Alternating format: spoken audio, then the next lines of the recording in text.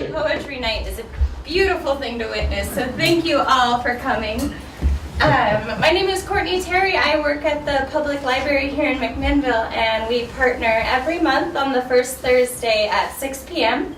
with Dan and Nancy, owners of the gallery at 10 Oaks, to hold these poetry nights. Before we get started, so this is the second event in a series we're having as part of our Mac Reads programming, and if you haven't heard of it, Mac Reads is our community reading program. We invite everyone in the community to read a book together, and then we talk and think and come to poetry readings kind of around the themes that are in this book. And this year's book is The Distance Between Us by Reina Grande. There are copies out there. We gave away about 50 books to the community, and then they were instructed to pass it along to their friends. I'm starting to wonder how many people did. Mine got. Oh, good. Okay, good. Yeah. So if you see a copy out there, you can ask to borrow it, and they kind of have to because it says right inside to pass it on. And so we have on the 22nd, which is a Sunday, at 2 p.m. we're going to be having a conversation project hosted by someone from the Oregon Humanities. And the conversation will be about immigrants, refugees, specifically in Oregon, and kind of how a community conversation about that. That all started at 2 o'clock. The library? At the library, yes. And then Reina Grande will be here on Thursday, April 26th. She'll be here she'll be here for kind of a more informal conversation at the Linfield Nicholson Library at 3. And then she will be having kind of a more formal lecture in the ICE Auditorium just over there. Thank you, Courtney. Thanks. I think that's most of the boring technical stuff I have to talk about. Sorry, not that local community media is boring. Sorry. Good save. Good save. Sorry. So, and I will introduce Jose, who most of you have met before, but he'll be reading from his your new book doesn't come out till... There's a variety. Oh. There's this whole thing. I'm really excited, so I'll just stop talking. Jose, thank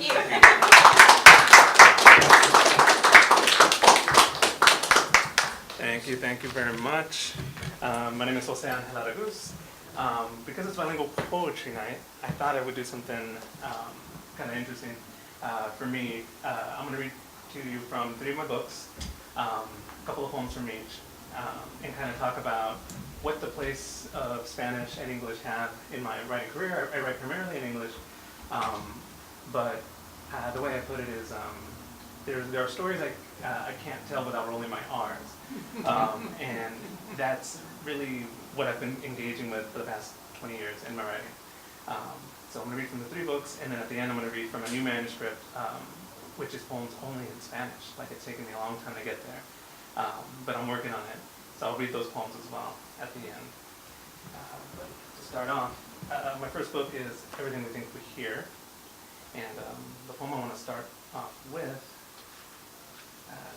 this book is all these quirky little prose poems, because for me, a prose poem means it's a paragraph and people know what to do with a paragraph. If you see a poem and it's all over the place, like cut up in lines, you're like, oh, what is that? But then if you get a paragraph, it's like, oh, I know what to do with that, kind of. But this is from the first book, and the title of this one, it's very short. My History with the Spanish Language. Something is offered up when we speak, and something is fed. Mi familia es mi historia. So it is when I speak with family now. I take the time and say each word of how I may come across a child making communion with all he knows. So that line in Spanish there is mi familia es mi historia. And one of the fun things that I find engaging between Spanish and English, the line translates, my family is my history, but also my family is my story.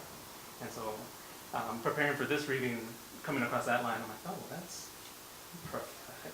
Unintentionally prophetic, but I'm like, okay. This next poem is called Drinking at Home. Tonight, bent in bottle gleam, I see the man I am. My mother's brown eyes test me. Those no tuve nada eyes. Those yo te di todo eyes. I drink her beer. She offered, and I told her no. She said to be polite, and polite becomes an arrow I know will ride the air most of the night, because conversations when we drink go everywhere. She asks, and I say it is okay to drink as an escape. I don't tell her that to escape is to make it so you don't come back. We take turns not coming back. Each pull bends our faces. The mother of dresses with flowers stitched down the front, garden of a mother on her way to work, becomes the anchor of a mother who fell to bed long after I had gone to sleep those nights, where I was small enough to share a bed and float close to her shore. Another pull, and again I am the child pretending to be asleep, holding a sheet over my head as my mother argues on the phone with a man. These waters move the moon between us. Instead of writing about her, I want to buy her a mansion, a car, a high school education. But I am always broke, educated enough to know the debts I owe. I eat her food, stretch what cash she sneaks into my hand like afternoon shadows, and hope one job will call, one word will spark God to whisper into my ear how to make these words mansions enough. Until then, the arrow hits, and the waters fall from our brown eyes again, as if to fill these bottles. So, this book, it's very much about young Jose, like Jose in his 20s, me, and a lot of drinking in his poems. Sometimes with mom, and it gets heavy, and sometimes just, being young. And I say that to kind of lead to the next poem, which is called, about a phone conversation I had with my mom when I was at a fellowship for poets from across the nation, and I was the only Mexican there, and I've been used to being the only Mexican American in a creative writing workshop, and it gets odd, but so this is still young me who doesn't call home enough. And as you notice, I'll slip in Spanish sometimes, and sometimes I'll translate within the poem, and sometimes I won't. The two things I want to translate for you on this is the first line. This is something my mom says. Me dejaste con el corazón en la mano. You left me with my heart in my hands. My mom is very much a telenovela, very much soap opera, very dramatic, but she's my heart. How could I not be a poet with someone saying these kinds of things just randomly? The other phrase to pay attention to is "¿Qué piensas?", which is a question. What are you thinking? And it's something my mom would say to me on long drives. And it was one of the few times as a kid where I felt like she wasn't being mom, she was being like adult to fellow human. And I was just like, oh, I need to find an answer to that. ¿Qué piensas? This is called Raro. Me dejaste con el corazón en la mano. I hadn't heard my mother's voice in half a year. I wanted to say I forgot or lost track of something, but that would have been too honest. I said instead that I had been busy, been good, been behaved, all of it in my best Spanish, which was in so many ways not saying much. With heart in hand, she began to tell me about my brothers, her graying hair, the silence her man needed in a small house.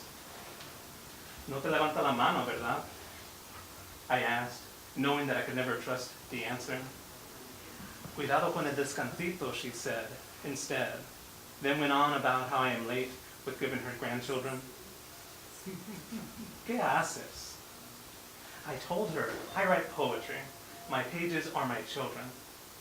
Ni nada. Whatever. She then told me how a co-worker told her that I could write a book which could become a movie. Then I'll have money. ¿Qué piensas? This was my favorite question. I remember it from long drives at night, how she would say it as if she herself was tired of thinking.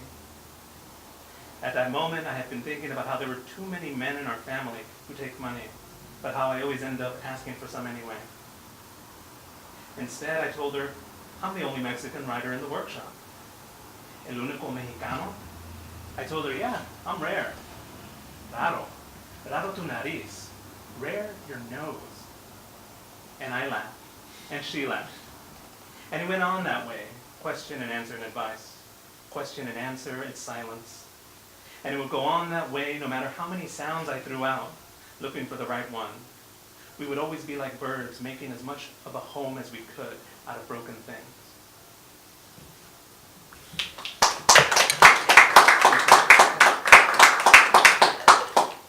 So, Small Fires is my second book, and in this book, if there's a theme, the theme is kind of violence and kind of like physical violence, both child abuse as a kid, but also kind of domestic violence, watching my mom go through relationships, and also emotional abuse. There's poems in here about my divorce.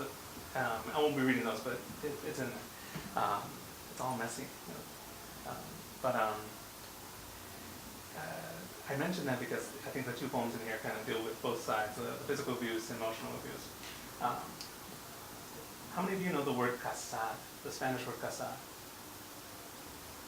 We got one. So, what's that? Homemade turkey. No, it is not. You're right, you're here in casa. So, yeah. So, it has two meanings, it has two spellings. Part of my journey as a writer has been kind of navigating these two languages. I only spoke Spanish at home. I never read it, I never wrote it. And so my mom would say all my life, like, oh, one day, me voy a casar, I will get married. So one version is casar, get married. And this poem deals with when I first read the word on the page, and I thought I knew what it meant. I'm like, oh, that means to marry. But then there's a difference between C-A-S-A-R and C-A-Z-A-R. So one means marry, and then the one with the Z means to hunt. So keep that in mind. This is casar means to hunt, not to marry. I thought it was a love story, a wedding taking place in the book of fables, the first one in Spanish given to me because I was always reading. Por eso ojos de vaca. That's why your eyes look like cow's eyes, one act would say. Never alone, but so alone as I could get. I tried to follow the cazador, the hunter, going after the fox, but was stopped by the fox falling on her side, turning back into a woman. The wailing man, the cazador, also stopped to hold her in his arms. The ceremony made no sense. I tucked the book away with my toys under the sink and let the story sit there in the dark, rooted with the things I'd learned to leave behind. Like a root, the story spread in offshoots down into my life. Casar, my mother would say, after hours talking in a parked car with a man whose face I would never see because the porch light was kept off. Casar, she'd say to me, as I grew up and moved from place to place, asking if I loved my books, as if I thought they'd care for me as I grew old. Casar, I later read in another book, another fable, and saw for the first time that the word I heard so often from my mother was cousin to this other word, that each sounded the same, to hunt, to marry. How many pages had I turned, and in my own confusion read violence as love, had read one word and let the meaning shoot right past me, an arrow cast for its own sake without caring where it hit? How long will the chase after a woman feel like the chase away from myself? Will this forever be the story? Where is the book I can pull out to go back to where I started? A man fumbling his way to a clearing, a fox stopping, holding still, silently scanning the sky for something that is yet to fall.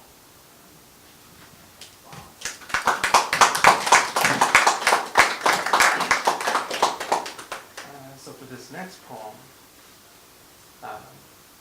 the image you need in your head is the living statues. You all know what the living statues are? They're these street performers. I saw them first in New Orleans, but I've seen them in other big cities. They're all either in gold. The guy in this one is in gold, but sometimes it's silver. And they just kind of hold still in public places and have a hat in front of them where people, leave tips and things.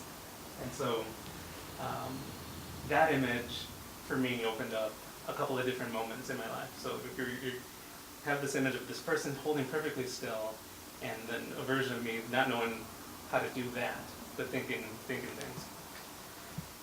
This is called Performer. On Chartres Street, I admire the living statues. At every word called out to them, I check the lines of their faces to see if they have changed. This one in gold is good, is most like stone and seems to never hear what's being said. His glow is like the glow I had around me in another life. Instead of a street, a fire on a ranch. Instead of camera flash, a flashed command. Habla inglés, speak English. This was after midnight, when the adults had drunk enough and started singing. The other kids would push me and a girl close to the fire and tease, habla inglés, speak English, ella quiere, she wants you to. Shoulder to shoulder with her. I must have known her name, but that word was not important then. That word held still so others could be summoned. I couldn't see her face. Laughter broke as the crowd called out, di novia, di amor, di boda y flores. Say girlfriend, say love, say weddings and flowers.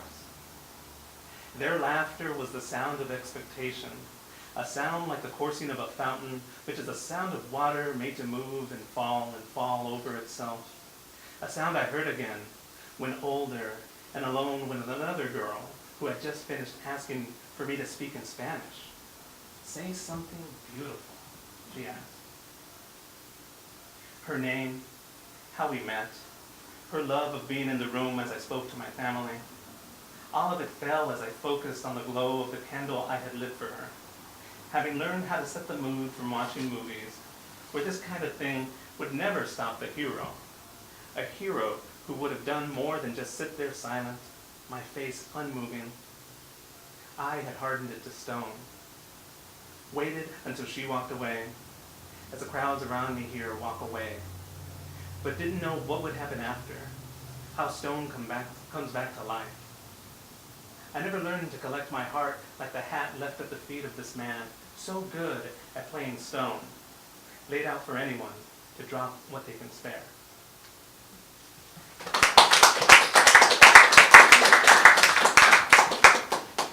Thank you. So this is my third book. It's recently came out in February. It's called Until We Are Level Again. And if I'm going through like mythology of family, this one kind of pauses the most of the three and starts to elegize my father.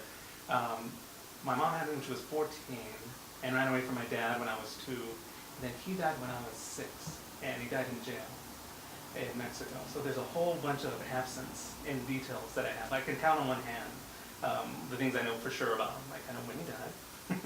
I know when my mom left him and why, because she holds a grudge still. But this book kind of goes into that heavy doodling.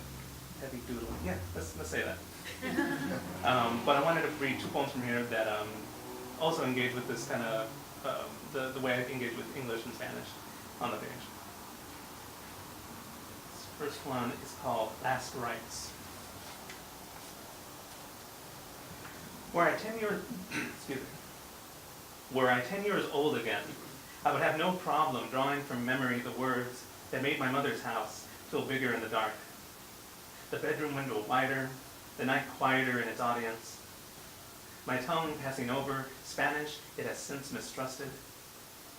Then I would have cared more to say what was expected, would not have paused at Padre nuestro que estás en el cielo, our Father who art in heaven. My hand would not have trembled as it followed through with the sign of the cross, a motion I now repeat shakily over a dead bird on the sidewalk. I hurry and hope no one sees me, already in another silence, describing the bird's still head as the thumb on the hand of the dead, drawing from memory the words, my tongue passing over Padre nuestro, a motion I now repeat shakily.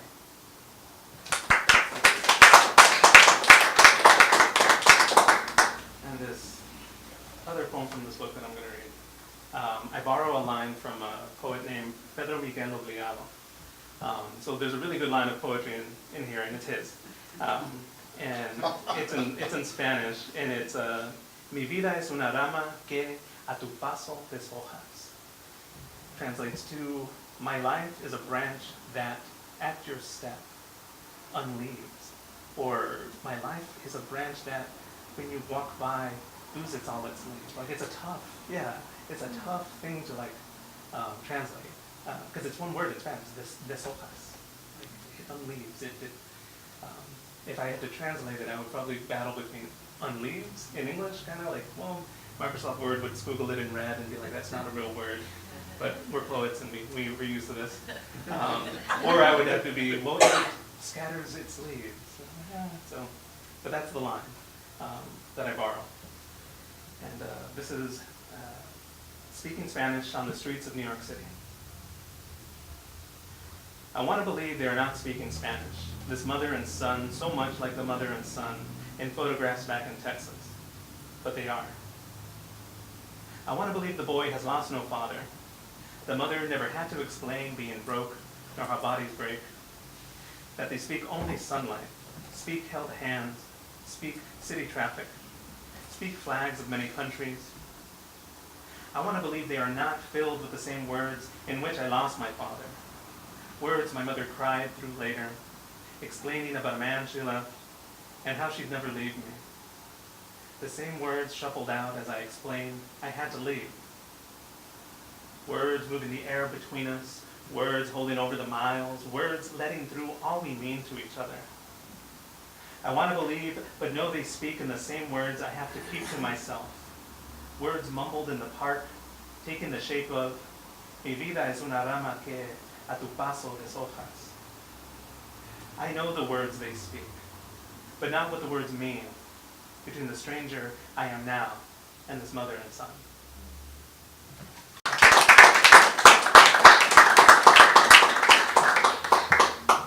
So, as I said, I'm going to read 3 more poems from a new manuscript all in Spanish. How many of y'all know Spanish? I'm curious.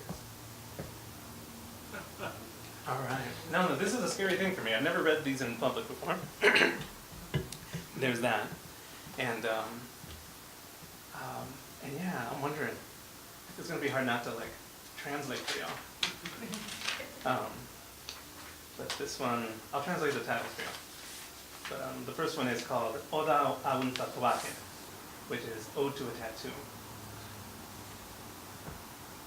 Las iniciales de mi padre, hinchadas en negro, como me dijeron que tenía mi nombre en su piel, es una reclamación. Esta sangre mezclada con tinta, este pinchazo de piel cortada, esta pierna ardiendo, estas letras que brillan como el mundo bajo una costra, esta semejanza, este muchacho ahora un hombre, este nombre hecho cicatriz. Todo esto me asegura que algún día nos reconoceremos. So that, I'm curious, like, I'm having a tough time. I was talking to Annie, my wife, about like, it's going to be hard not to translate in the moment. So Now, what you should do is just read it really loud for those of us who don't speak Spanish. just really loud. I'm going to read it again so you understand it, right? No, I'm just going to read it. For those of y'all who can catch some of it. If some of y'all don't, just hearing it. That's cool. But also, like, for me, because just my general attitude towards poetry is like, every poem is a gift. Every poem is a gift that you find, and it's something that you work at so that it's a gift for someone else to find and get something out of. And that road to that is very interesting. And so with that attitude, it's hard for me to be like, well, here's a gift. You might not know what to do with it. So like, this is kind of like if somebody for Christmas got you a rolling pin, you're like, oh, thanks. That's unexpected. Okay. So 2 more poems. This is called Olvidado, which translates to forgotten. Only translating the titles. Espero que la juventud sea perdonada. Espero que lo que hago sin saber y lo que pierdo sin querer pase como el mar que se ama y reocupa piedras y basura. Pedazos. Esta vida se deshace en cada momento que nace y muere. No hay manos suficientes para recogerlo todo. Pero está bien, porque la página, como la memoria, a veces piensa que es un espejo. Espero que me encuentres aquí, sin recordarme, joven, en un nuevo momento a tu lado.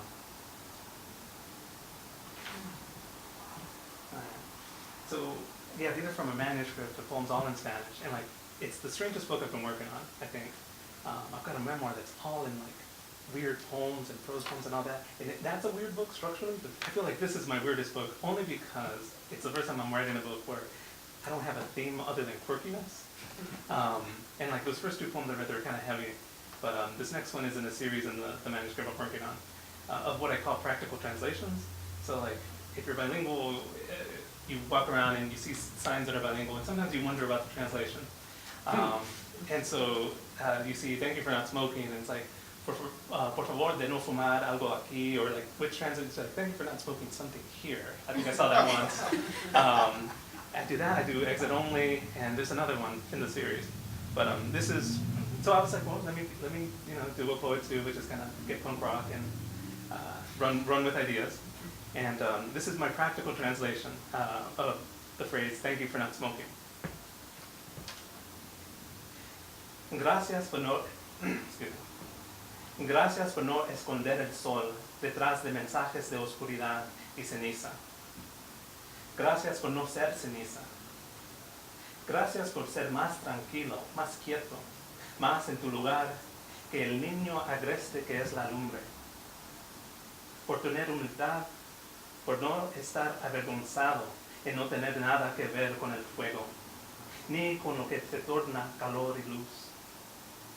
Gracias por aceptar tu posición en el universo, por saber que si uno no brilla, no significa necesariamente que le falta luz. Gracias por controlarte, por no ser tan hambriento que te comes tu propio cuerpo, con un hambre tan fuerte que todo lo que deja atrás es una bandera más gris que blanco, y que significa la entrega a la mala salud o peor, piel fea. Gracias por no molestar la boca con un cigarrillo como palabra huevona o indecisa. Por no pasar por la nariz como el áspero aliento de una persona enojada.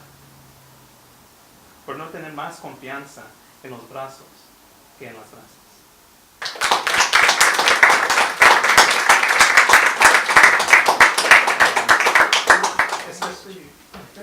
Thank you. Especially with that last one, there's a comedian named Eddie Izzard who does a whole bit in French, and then in the middle of it, he's like, for those of you who don't know French, what I just said is really freaking funny. So what I just said is really hilarious. You gotta trust me on that. Thank you. I'm happy to do a quick Q&A if y'all are interested, or if y'all have any questions about what I read or want to hear more. If not, we can just run to the open mic too. So. What do you do for a living? What do I do for a living? Right now, I've got the best job right now. I am a professor of creative writing and English over at Linfield. Oh, okay. I just started. Yeah, Oh, okay. I just started. But the road to the office over there has been a long one, and it's been coffee shops, bookstores, construction, food service. So it's been, yeah. I have an office. It's strange. I have an office, and there's ventilation. Like when you're working construction, there's no, yeah. So. Yeah, okay, thank you. No, thank you. Cool.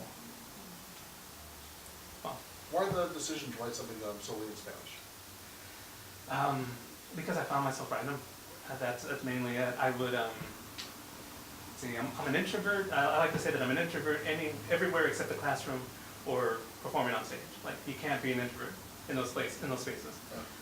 You'll lose students if you get too shy. You lose an audience if you get too shy. But the way I'm an introvert on the page is, well, I started reading Spanish for the first time in high school, and again, like I shared earlier, I speak Spanish fluently. Like my conversations with my family are now all in Spanish. But the first time I read a poem in Spanish was at a Barnes and Noble, and it was a Pablo Neruda poem, who's a Chilean poet. Just one of the 5 big names you'll see at the Barnes and Noble, and I had to have the Spanish and English translation, because I was like, oh, well, this is in Spanish. I know Spanish. I got this. I sat down. I'm like, ooh, I don't know this. This is literary Spanish. These are metaphors, and I had to look up words in both languages, because sometimes, and that's the thing. I was like, oh, it would be simple enough to just have the facing translation, but then I'd read the translation, and I want to argue. I'm like, that's not. This hojas isn't scatter like leaves. It's got to be unleaves. Like we gotta. So having that kind of experience in high school and kind of living with that, always seeking out a book or two a year to like read in Spanish, and then over time just I'd be like, okay, well, let me try writing haiku in Spanish. I can't mess that up, right? You know, so I would try to write little haikus in Spanish, and that slowly evolved into, we're talking over 20 years, getting to this manuscript that's now going to be all these poems in Spanish. So, and it's something that, it's scary. It's scary, because I'm like, I don't, especially at this point in my writing career, like I have an audience who knows my work, but they might not all know Spanish. So, you know, that's something to consider. So I'm happy right now because it's fruitful. It's in the working stages right now. So, yeah. But no, thank you for asking. Do you find that there are some topics that you just feel it's easier to express in one language or another? Oh, cussing, I think. Cussing is a lot more in Spanish. But it's also, you know, it's funny. A couple of the poems in the manuscript were originally in English, and I self-translate over into Spanish. And they just feel a little more like at home, I guess, in the language. The Ode to a Tattoo was originally in English. And just getting into the word cicatriz versus scar, I was just like, well, that's more of that. And then the momentum of the words in Spanish felt more natural. So I get to have that kind of conversation in my writing too, where it's like, okay, well, I have this option, but everything has to have a purpose. Like, it's something I tell my students. They're like, oh, poetry can be anything. I'm like, yes, asterisk. You gotta be ready to defend your anything, and you have to, you're anything, you have to learn the rules of your anything. And so that really, English and Spanish, is me learning, me working with English and Spanish in my poetry is me learning the rules of my anything, and that kind of thing, so. Thank you, Bob. So I was, Oh, no, go ahead. I was curious if, you know, because they can't see it. So when you do, in your English books, when you use the Spanish phrase, do you translate that, or do you just leave it and let us Google it? I think the short answer is that I let people Google it. Yeah. I want to say about 75-25, 75% of the time, my writer mind will just naturally want to translate it within the text. There's a poem in another manuscript that I found where I talk about my mom saying adelante, and her name is Adela. And the word adelante is like, hey, that's what she says when I'm down. She's like, no, we just got to keep moving forward, adelante. And I'm just like, well, your name's in there, Mom. Do you know this? She's like, yeah, but are you listening to me? And that's kind of, I mean, she's a poet, and she just isn't aware of it, of the influence she has on me. But that moment in the poem, I make sure to be like, she says adelante, her name and the word moving forward. So I always try to do something like that as a kind of gesture to the reader that like, hey, in case you don't know what this word is, here is kind of a definition. But I never do it where it's clunky. I never feel like, oh, I need to do this for this reason. I'm like, this language will lend itself to something in English that I'm struggling with myself as someone who knows 2 languages. So. Yeah, the reason I asked, I'm a 6th and 7th grade language arts teacher, Oh, okay. so the writing is clunky anyway. But they're getting there, and I had a girl, you know, throw in Spanish like today, and it was important to her story. I'm wrestling. Do I say, hey, translate that? Because it was stay in the car. She got out of the car, went to the playground, and she, you know, her mom said this in Spanish. And I don't have an answer. I think it's still. Oh yeah, what I would say, and something I do, like even in the poem Raro, the one about me and my mom talking about me being the only Mexican writer in the workshop, there were a couple phrases in there I didn't translate. One of them is cuidado con el descansito. That's my mom. One thing my mom says in that poem, and it translates to be careful with the little rest, which is she's saying, hey, be careful while you sleep around, is what she's alluding to. And even right now, translate, I'm like, there's no slick way of doing that. And also, like, I don't translate that when I'm talking to my mom. Right. So I think about that decision. The 25% of the time I don't translate within the text, it's because translation wouldn't come into play. So maybe you could have that moment, that kind of conversation with your student where it's like, well, can it only be said that way? Because as poets, we gotta get to that moment and make that decision. Right. Okay, you know what? Some people will catch it, some people won't. They can always ask. Make sure tell her she can hold a Q&A after she reads it to somebody. Okay. Answer any question. That's awesome. Yeah. I was just gonna ask a little more about your personal life. Your mom, you keep alluding to her, and so, she sounds like she had quite an influence. You had mentioned your dad died at a young age, and then, so did you have a very stable, upbringing? And, I mean, how did you arrive at your point? How did I arrive at my point? Like, just keep going, pure determination. But introverted determination, you know, I didn't, well, my mom was the model for survival, for sure. She was a waitress most of my life until I was 17. 17 is when I went to college, which to her, 17 is when I ran away from home. And she still refers to it that way. I'm like, Mom, I left. You knew where I was going, like you had an address. But as soon as I got into college, that was the first dramatic shift out of like not being in South Texas, Corpus Christi, Texas specifically, around a predominantly Hispanic community. And so finding myself not just away from home, away from family, but also away from culture, just put me in a whole nother conversation with myself and my thoughts and my identity. Corpus Christi, Texas, is to tell you a little bit about it. One of the things it gave me a lot of good things, but also gave me a lot of self-hatred. Like, there was my mom would say, hey, don't go, when you're at school, don't speak in Spanish. They're gonna know. And I'm like, Mom, look at my skin, they're gonna know. Also, like, what are they gonna know? But that's just, I mean, her struggles taught her to be very protective. And so I had to both survive with that and then learn how to translate that within the world of college, the creative writing world, which, yeah, is slowly changing, slowly gaining in diversity. But going through my degrees, like, yeah, it was very isolating. I would turn in poems with some Spanish in it, like, oh, that's not appropriate. And then at the same time, the same professor's like, oh, you know, here's a poem that has Latin in it, or a French word. And I'm like, really? We're gonna, what are you saying there? I'm not gonna tell you what you're saying there, but what are you saying there? So that's been kind of the intellectual journey. But the surviving has been getting a degree and then realizing, oh, I can't do much with this. I gotta go pay the bills. So teach on the side and work whatever minimum wage job I can, and then go get the next one. And but never giving up on the writing, for sure. There were times in my life where I'd have to be at work at 6, so I wake up at 4:30, so I have that extra half hour to just write and or maybe just read a poem and really invest myself. Because then I gotta go somewhere, I gotta commute, gotta put on a name tag, an apron, and I gotta go be someone else. But always keep making sure I had even 30 or even 10 minutes of like who I was on the page. That's how I survived, really. Awesome. No, thank you for asking. All right, thank you all. This has been a lot of fun. I'm very excited to hear your poem. So. It's also interesting because you can kind of space out and not try and translate and try and understand. And so for someone who doesn't speak any Spanish at all, there's a lot of value in listening to someone else speak a language you don't understand.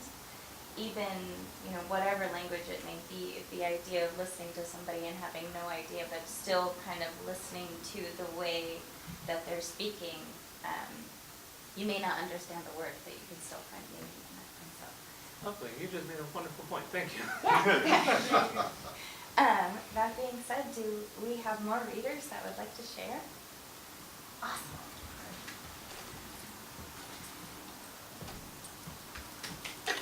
Hi, I'm Donovan.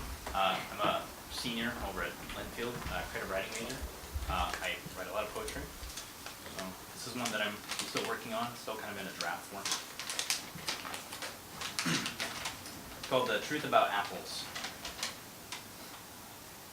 Teeth peel away crisp flesh, crimson and curled on the swollen tongue, stuck in the gums like a bad song. I used to eat apples whole. Now a blushing cheek sliced and fanned on a fried egg sandwich, sweet and tender over brown white bread. I don't know how else to live. A poor man's fruit, no need for the soft squeeze and humble harumph. We know it's right. One of the few joys in life I know to be true. After his night shift at the hospital, my father used to bring home Red Delicious in a brown paper bag, bigger than a man's fist, redder than dawn on a Florida beach. Slice by slice, pink lady scooped in a peanut butter jar. My wife tells me to buy the pinkest ones because they're the sweetest. But it turns out those are some of the tartest apples you can buy. Even our mouths are talented liars. Cafeteria apples, hard and dry as summer or wet as a creek, only half ripe. I still pick one from the basket at lunch counter's edge, poised like an afterthought. Buckets worth of golden delicious ground apples, but don't get excited. They're bruised, swarming with yellow jackets and deer teeth marks, thin, washed out skin. The trees were planted when Kennedy was president, like a tribute to optimism. My daughter stuffs her cheeks, grins with her mouth full of peeled slices, any flavor, always crunchy and wet. She howls when it's gone, scolds her little stuffed cat.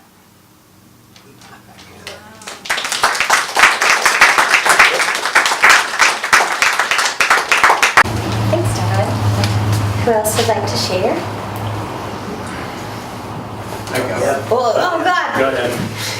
There was like absolute silence for 5 seconds, and then 3 people on lunch were like, "Oh, all right, okay." You win, Bruce. I gotta warm up my phone. It's like battle of the phones. So this is called, I was inspired by the theme tonight. And, you know, thinking about it for the past couple of weeks, I thought, you know, it'd be great if I did something that wasn't just in English, but I stumbled around too much and I couldn't bring that. So you're getting the watered down version that's all in English, with a few little sprinkles that are probably about 50-50 grammatically correct and just fun. So, lighthearted title, Global Gab. Seeking amusement at home one night, I glanced at our faded old globe perched on the shelf, looking old as myself, while I sat in my slippers and robe. It was easy to imagine flying overseas, passport and tickets in hand, tasting cheeses and wines, viewing temples and shrines, listening to the lingo of the land. I dare say, old chum, now see here, by Jove, don't chill our warm ale or drive the wrong side of the road. Sacre bleu, qu'est-ce que c'est? Who homogenized le stinky cheese and carbonated le Beaujolais? Ay caramba, orale, flesh of the gods in a Hershey's kiss. Masa harina making Frito-Lay? Gotta spin the globe. Das vidanya, comrade. Sit, drink vodka with me. Maybe this glasnost spells end of KGB. G'day, mate. Down under, kangaroos drink beer from a can. Why do you brand the Outback a soccer mom sedan? Hey, paisano, mamma mia, my little bambino's no can a drink of wine in Americana pizzeria.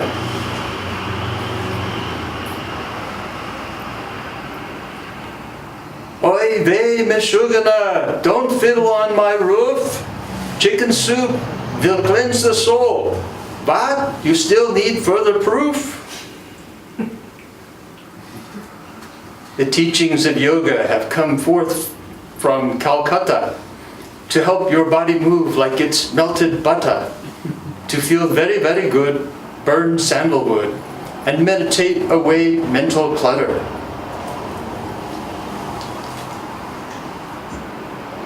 Hey Rasta, listen real good, man. Reggae rhythm runs through our island souls. Where medicine women sew up these dolls. So watch out. Maybe they tie chickens on your nearby pole. In the land of the rising sun, alongside a bamboo brush, ink stained the paper, buried treasure in our thoughts, drawing happiness. As this adventure wound itself down, I shuffled off to bed, letting echoes from the journey weave a tapestry in my head.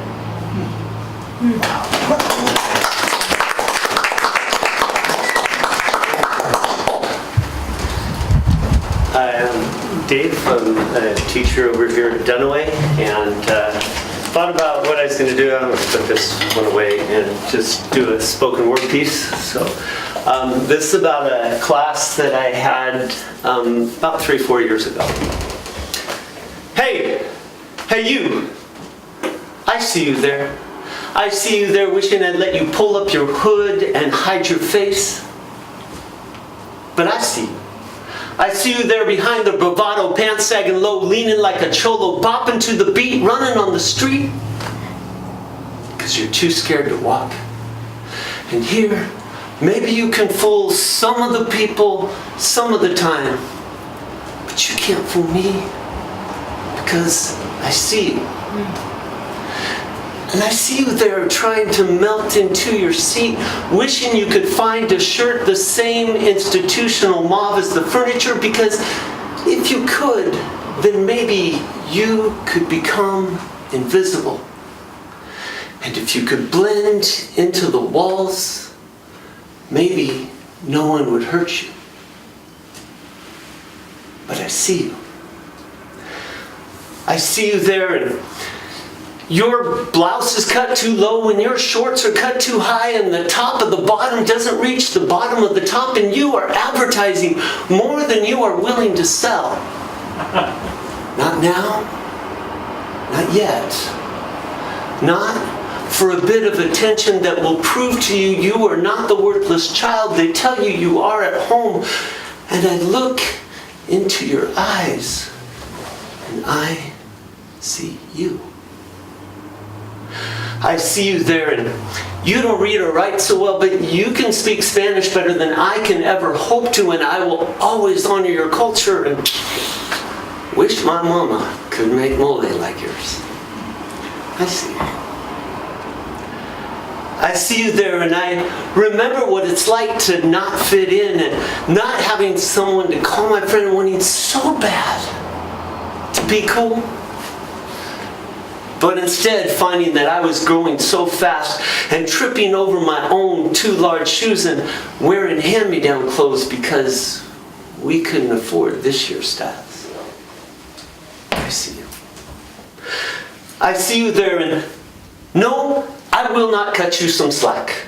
I will push and ride you and make your life miserable because I believe that you are too young to fail and I care too damn much to let you. So no, I will not get off your back. And yes, you do have to read and write all that.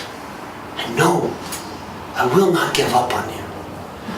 Because I see you now, child, and you are wonderful. Thank you.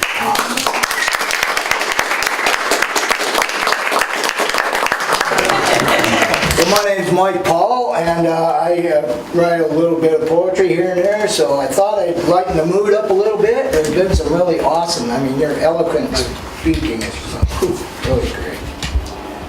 I didn't understand some of it, but it sounded really Which parts? No. about half, but anyway, it was great. So anyway, my poem for the night here is, any veterans in here? All right, so maybe you'll probably catch on to this a little bit anyway. It's a kind of a whimsical poem about my time in the service. I was in the Navy. Okay, this is called The Chief. I once was a squid in Uncle Sam's crew.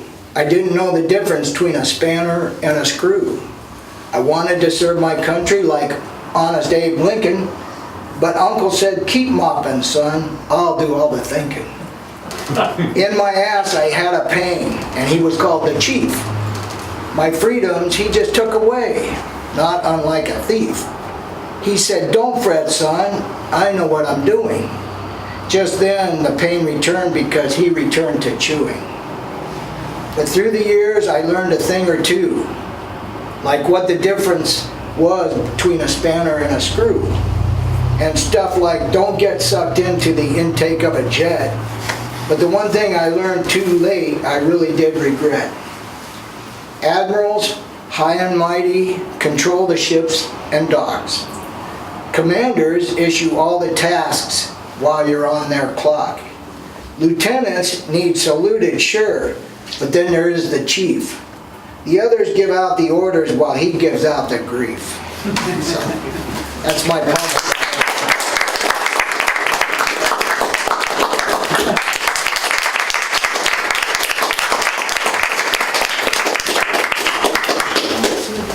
Thank you.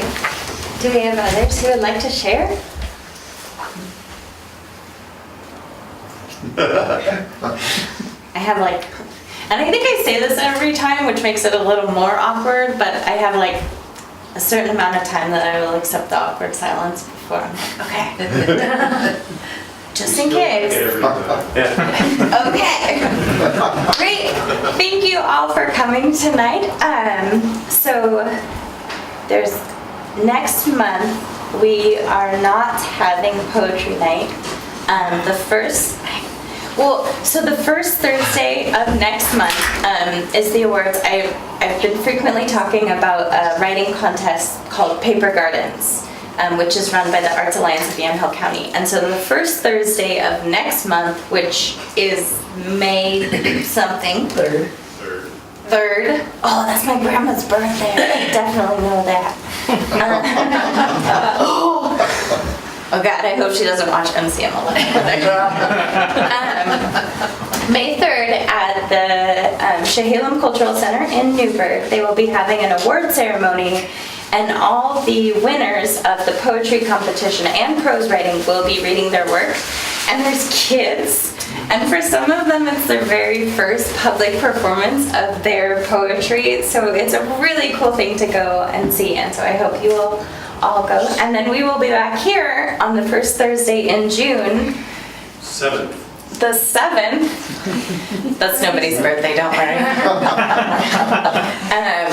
For another poetry reading and open mic. So thank you all so much for coming. Thank you, Jose, for reading, and all of our readers. It was great. We'll see you soon.